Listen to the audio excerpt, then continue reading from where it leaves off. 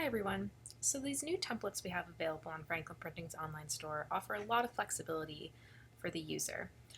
So for example, we're going to take a look at this bifold brochure and I'm going to show you the basic template, how it starts, and we're going to compare that to something I've customized so we can see just how different and how much control the user has to edit the content while still maintaining that consistent USM brand.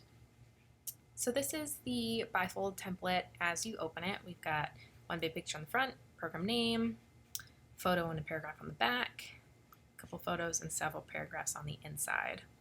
So that's what it looks like right when you open it. By contrast, over here is a template I have done some work to and customized. So we still have the one big photo on the front, but I've moved the title up and I've put a series of bullet points here which detail what is going to be covered in this brochure. On the back, we've got a photo and 3 different sections to accommodate the various pieces of info.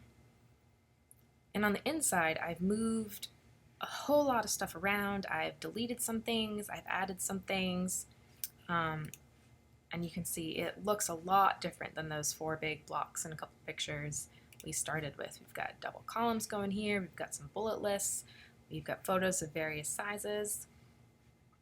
And just to take a closer look, here are the PDF proofs and how different they look.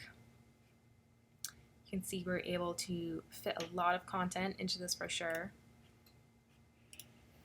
and really move everything around to accommodate everything we needed to fit in here. So play around with the software, and with a little time and practice, you too will be able to really get the hang of the site and really start customizing pieces that best suit your needs.